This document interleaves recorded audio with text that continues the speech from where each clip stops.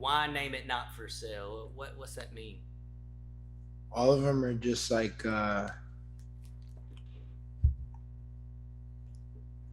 multi-level like meanings behind everything. Like the reason I got the tattoo is just because like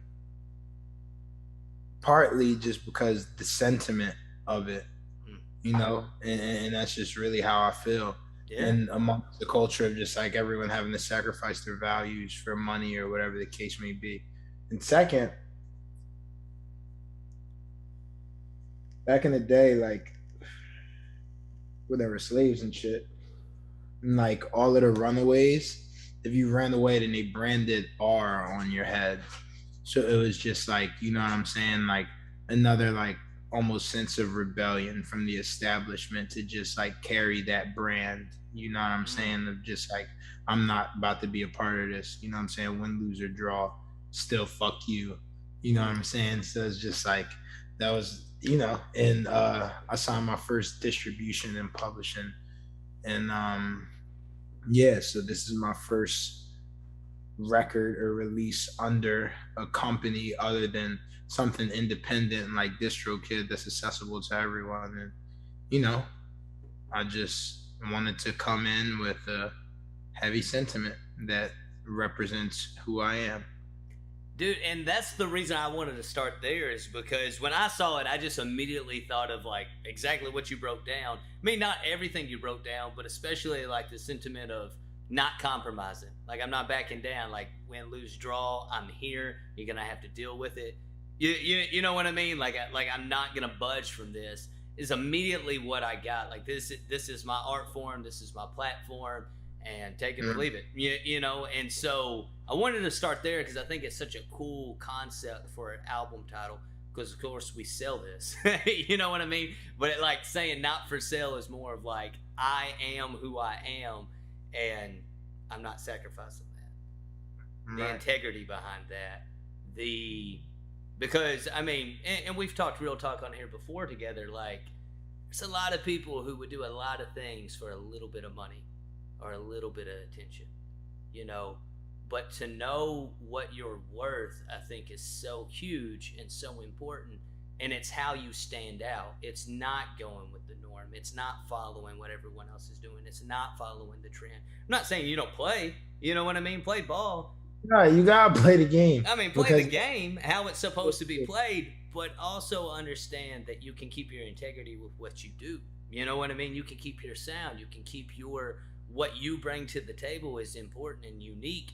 And that's the shit that sticks. That's the shit that stays around. That's the shit that will always be real shit. Because relevant. you You know? gotta stand for your 10 as a man, bro. And at the end of the day, it's like we all sell ourselves in certain ways. Like you work a job where you have to go and get money because you need things that you need to do. And nobody wants to work a fucking job for somebody else. You know what I'm saying? Especially jobs that people don't like, but you need it so you can get money. So it's like we all sell ourselves in ways, but when it comes to certain things, and to everyone is different, you know what I'm saying? But when it comes to certain things, it's just like there's not a price on that.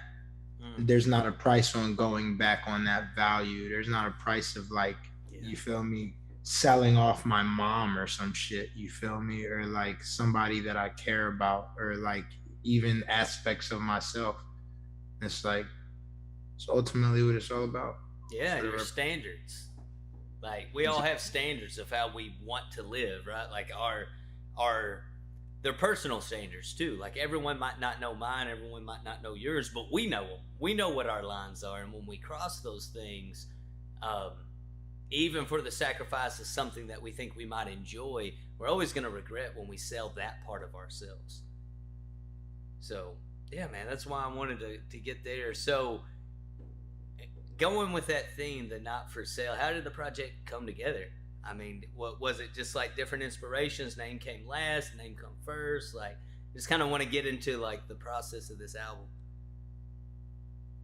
I'm not gonna lie, it was kind of just like we had met up with someone and it looked like it might be a potential opportunity, and I just had to whip something up.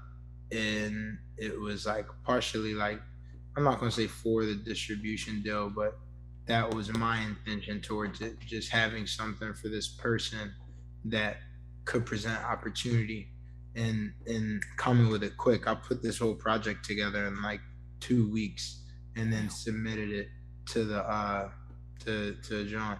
And like there are a couple of songs like Killing Them Dead is maybe like a year old. Like Run Around, the first half of City on Fire, and also the first song as well. The only really new songs that came like was like Two Girlfriends, Just Leave Me Alone, Okay, Cry No More, and the second half of City on Fire. But for the most part, like I just have so much music that it's like I could just, you know what I'm saying? Yeah. It was just come together with like, okay, this is what I want to speak of as a project. So it's like when Michael Jackson made Thriller, they said they went through 700 songs to pick 7. Yeah. You know what I'm saying? So it's like it's just going through that selection, and I ain't saying I had 700 good songs to pick from. You know what I'm saying? I had probably like 200 to pick from, and out of those, only 50 were bearable. So I had to like narrow it down. Like I'm not Michael Jackson and Quincy Jones, but you know what I'm saying? It's the same idea, and it's going for the same like aspect of abundance and just getting the absolute the sharpest tool in the shed. You know what I'm saying? The sharpest tool in the shed rather, and presenting that. And even then, I like to know people's least favorite from the album. I have a least favorite from the album, but still there's something for everyone.